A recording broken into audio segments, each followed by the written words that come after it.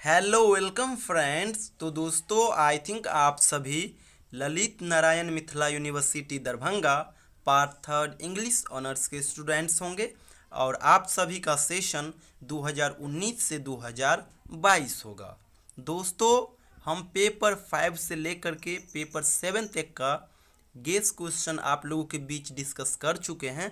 आज की इस वीडियो में हम लोग पेपर 8 का जो गेस है उसको डिस्कस करेंगे। और आप लोगों को बता दूं, इस वीडियो में जो मैं गेस क्वेश्चन आप लोगों के बीच शेयर करने जा रहा हूं, आप लोग अपना मैक्सिमम फोकस इन्हीं क्वेश्चन के ऊपर रखना, क्योंकि अब आपके पास समय ज़्यादा नहीं होगा। और जब समय कम होते हैं तो जब आप लिमिटेड चीज़ को पढ़ोगे तो आप एग्ज़ाम में बेहतर मार्क्स लाओगे। और इसके लिए आपको मेहनत भी कम करना होगा, क्योंकि आपको केवल सेलेक्टिव क्वेश्चन को ही कवर करना होगा। तो चलिए वीडियो शुरू करते हैं। दोस्तों अन पेपर की तरह ही यहाँ पे भी आपके पास टोटल 3 घंटे का समय होता है और पेपर टोटल 100 मार्क्स का होता है। यहाँ पे दोस्तों क्वेश्चन टोटल 6 सेक्शन में पूछे जाते हैं और ये लिंग्विस्टिक्स का पेपर है, इसीलिए इसमें जितने भी क्वेश्चन पूछे जाते हैं वो सारा लिंग्विस्टिक्स ही होते हैं। दोस्तों सेक्शन ए में जो क्वेश्चन पूछा जाता है वो पूछा जाता है लैंग्वेज से, और आपके पास 2 प्रश्न दिए हुए होते हैं सेक्शन ए में, और इस 2 में से किन्हीं एक का जवाब देना होता है और वो 15 मार्क्स का होता है। और मैं आपको बताया ही कि सेक्शन ए से जो क्वेश्चन पूछे जाते हैं वो लैंग्वेज से होते हैं। तो इस सेक्शन के लिए जो आपको क्वेश्चन प्रिपेयर करना है 2022 एग्ज़ाम के लिए, वो है difference between human language and animal communication. उसके बाद वर्नर्स लॉ एंड लैंग्वेज क्या है और इसका कैरेक्टरिस्टिक्स क्या है, इसको डिस्कस करें। तो आप देख रहे हो ना, आपको केवल 3 सवाल को ही ढंग से प्रिपेयर करना है। वैसे मैं कहूँगा आप अगर केवल एक भी यहाँ से कर लोगे, केवल और केवल वर्नर्स लॉ, तो एग्जाम में कंफर्म आ जाएंगे। क्योंकि सेक्शन ए में 2 लॉ आपको पढ़ना होता है, पहला ग्रीम्स लॉ एंड दूसरा वर्नर्स लॉ, और यही दोनों लॉ में से एक बार ये पूछा जाता है तो एक बार वो पूछा जाता है। तो इस टाइप से आता है। वैसे लैंग्वेज पढ़ रहे हो तो कम से कम ह्यूमन लैंग्वेज और एनिमल कम्युनिकेशन में क्या डिफरेंस है इसको भी पढ़ लेना। साथ ही साथ लैंग्वेज क्या है, इसके कैरेक्टरिस्टिक्स क्या है, इसको भी आप जरूर कवर करना। तो ये हो गया सेक्शन ए के लिए गेस क्वेश्चन। अब चलिए हम सेक्शन 2 की ओर चलते हैं। दोस्तों सेक्शन 2 में जो सवाल पूछे जाते हैं वो पूछे जाते हैं फोनेटिक्स से, और यहाँ पे भी आपके पास टोटल 2 प्रश्न दिए हुए होते हैं और उस 2 में से केवल एक का जवाब देना होता है और वो 15 मार्क्स का होता है। और ये जो क्वेश्चन आते हैं वो फोनेटिक्स से आते हैं। तो यहाँ पे जितने भी ये चारों क्वेश्चन देख रहे हो, ये सारा फोनेटिक्स से ही संबंधित क्वेश्चन है। जैसे कि वॉल्स हो गया, कंसोनेंट्स हो गया, ये सभी फोनेटिक्स के संदर्भ में ही आपको कवर करना है। तो ये सभी आपको कर लेना है। तो ऐसे मेनली क्वेश्चन जो आपको करना है वो करना है what are consonants, classify them on the basis of manner of articulation. दूसरा आपको करना है सुपर सेगमेंटल फीचर्स। तीसरा करना है phonetics and its branches and vowels and syllables. इन 2 को भी कवर कर लेना ढंग से। तो ये हो गया सेक्शन 2 के लिए। ये जितने भी क्वेश्चन मैं बता रहा हूँ ये अलग अलग नहीं है, केवल आप फोनेटिक्स ढंग से पढ़ोगे तो उस फोनेटिक्स में ही वाउल्स दिया हुआ है, कंसोनेंट्स दिया हुआ है, सिलेबल दिया हुआ है, ये जितने देख रहे हो ना सारा फोनेटिक्स से ही रिलेटेड है। बस यहाँ पे हम सेपरेट करके इसलिए दे रहा हूँ क्योंकि एग्जाम में इसी प्रकार से क्वेश्चन पूछे जाते हैं। तो ये हो गया दूसरा क्वेश्चन सेक्शन 2 के लिए। चलते हैं अब सेक्शन 3 की ओर। सेक्शन 3 में जो दोस्तों सवाल पूछा जाता है वो पूछा जाता है सेंटेंस के स्ट्रक्चर से, और यहाँ पे डायग्राम बनने का बहुत स्कोप होता है। तीसरा प्रश्न में आप चाहे तो केवल डायग्राम का यूज करके ही आंसर दे सकते हो।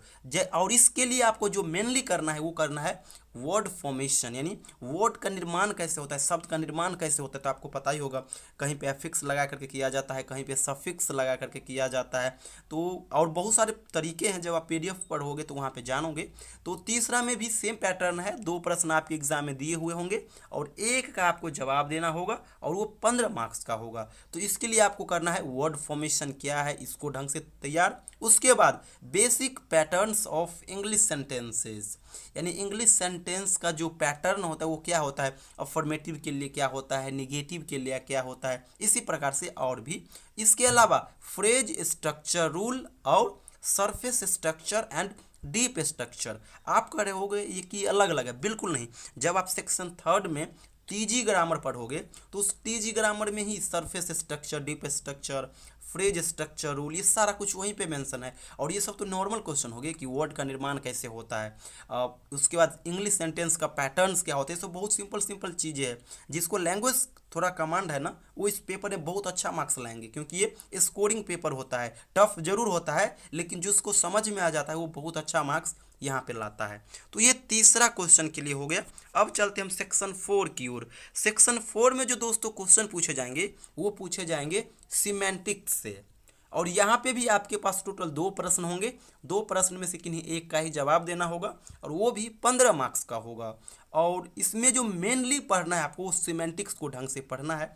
और जब आप सिमेंटिक्स ढंग से पढ़ोगे तो सिमेंटिक्स में ही होमोनिमी, पॉलिसमी, एनोनिम, होमोग्राफी, ये जितना देख रहे हो सारा सिमेंटिक्स में ही दिया गया है। तो आप इन सभी को ढंग से पढ़ लेना। सवाल आ जाता है कि होमोनिमी एंड पॉलिसमी में डिफरेंस क्रिएट करें, उसके बाद एनोनिम और होमोग्राफी में क्या विभेद है उसको डिस्कस करें, क्या डिफरेंस है उसको करें, तो ये आ जाता है। उसके बाद स्ट्रक्चर एम्बिग्यूटी, ये हो गया। उसके बाद जब हम सिमेंटिक्स पढ़ रहे हैं तो इसको ढंग से पढ़ेंगे, व्हाट इज सिमेंटिक्स और इसके कंसेप्ट्स क्या है, तो ये हो गया। इसके टाइप्स कौन कौन से हैं, ब्रांच कौन कौन से हैं, तो इस प्रकार से पढ़ना है। और इसी प्रकार से प्रैग्मेटिक्स को भी करना है। जस्ट सिमेंटिक्स से थोड़ा अलग है, जब आप पढ़ोगे तो वहाँ पे पाओगे दोनों लगभग सिमिलर है, थोड़ा बहुत उसमें अंतर है। तो ये हो गया चौथा सवाल के लिए। अब चलते हैं हम 5वां प्रश्न की ओर। दोस्तों सेक्शन 5 में जो सवाल आएंगे वो आएंगे आपको लिंग्विस्टिक्स के टर्म से। आपके पास टोटल 8 लिंग्विस्टिक्स के टर्म्स दिए हुए होंगे, और उस 8 में से केवल 4 का ही जवाब आपको देना होगा।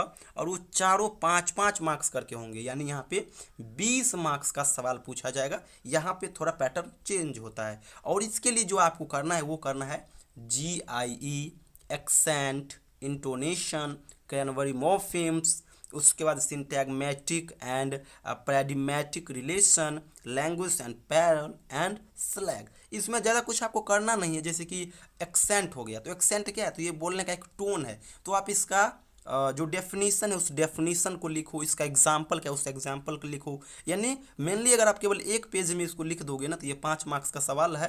आसानी से आपको बेहतर मार्क्स यहाँ पे मिल जाएगा अगर एग्जाम ओरिएंटेड कंटेंट वहाँ पे आप क्रिएट करके आओगे फिर। तो यहाँ पे बहुत ही सिंपल है, केवल डेफिनेशन और एग्जाम्पल लिख के आ जाओ, हो जाएगा। और इसके लिए भी आपको ज़्यादा बिल्कुल नहीं करना है, ऊपर से केवल 4 आप कर लो, GIE, एक्सेंट, इंटोनेशन, क्रैनबरी मॉर्फेम्स, और एक और कर लो आप सिंटैग्मेटिक रिलेशन।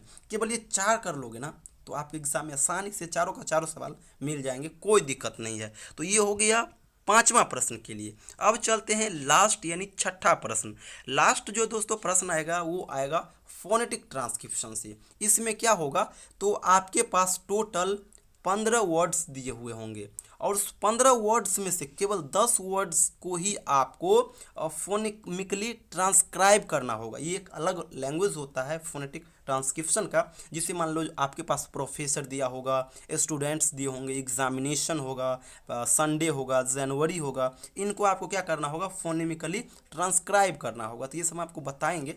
तो ये इसमें गेस करने का कोई चीज़ ही नहीं है, बस आपको फोनेटिक ट्रांसक्रिप्शन को ढंग से पढ़ना होगा, कैसे हम फोनेमिक में ट्रांसक्राइब करते हैं वर्ड्स को, ये आपको सीखना होगा। इसलिए इसमें वर्ड्स का गेस नहीं कर सकते, क्योंकि कोई भी वर्ड्स आ सकता है कहीं से भी, कोई भी सिंपल हार्ड लैंग्वेज का वर्ड आ सकता है। जैसे मैथमेटिक्स हो गया, सिलेबस हो गया, जनवरी हो गया, मार्च हो गया, अगस्त हो गया, बॉय हो गया, गर्ल, हॉर्स, कोई भी वर्ड आ सकता है। वैसे जनरली बहुत ही नॉर्मल आते हैं, 5 से 6 लेटर वाला वर्ड्स ही मेनली आते हैं। जैसे कार हो गया, डॉग हो गया, एग्जामिनेशन हो गया, प्रोफेसर हो गया, कॉलोनी हो गया, इसी प्रकार से सवाल आते हैं। तो दोस्तों ये तो हो गया पेपर 8 के लिए कुछ मेजर क्वेश्चन, और आप लोग अपना मैक्सिमम जो फोकस है वो इन्हीं क्वेश्चन के ऊपर देना, क्योंकि यहाँ से डायरेक्टली आपके एग्जाम में सवाल पूछे जाएंगे। लास्ट में बता दो दोस्तों, ऊपर जितने भी आप प्रश्न देखे हो फोनेटिक ट्रांसक्रिप्शन से लेकर के और पहले नंबर के क्वेश्चन तक जितने भी क्वेश्चन देखे हो, उन सभी क्वेश्चन का आंसर का हम लोग एक PDF क्रिएट किए हैं, और उस पीडीएफ में इन सभी प्रश्नों के आंसर को बहुत ही साधारण भाषा में लिखे हैं। जहाँ पे डायग्राम आना चाहिए वहाँ पे डायग्राम का यूज किए हैं। कहने का अर्थ एक बेहतर आंसर के लिए जो जो अपनाना चाहिए हमें रूल रेगुलेशन, उन सभी को हम अपनाते हुए उस नोट को क्रिएट किए हैं। बहुत ही साधारण भाषा में उस नोट्स को हम लिखे हैं। बहुत कम शब्द में जरूर लिखे हैं, लेकिन एग्जाम ओरिएंटेड कंटेंट लिखे हैं। केवल उतना अगर आप एग्जाम में करके आ जाओगे तो आपको टोटल मार्क्स का 85% जरूर मिल जाएगा, क्योंकि आपको पेज बिल्कुल भरना नहीं होता। एग्ज़ाम जो है ना वो भी आपको नहीं कहता कि आप एक क्वेश्चन को 10 पेज में लिख के आओगे तब हम आपको फुल मार्क्स देंगे, बिल्कुल नहीं। कम शब्द में लिख करके आओगे, जेन्युइन आंसर होगा, फिर भी आपको बेहतर मार्क्स मिलेगा। तो अगर आप ये क्लास नोट्स लेना चाहते हैं तो ये जो नंबर देख रहे हो 7048928746, इस नंबर पे आप मुझे व्हाट्सअप करना या फिर इवनिंग को कॉल करना।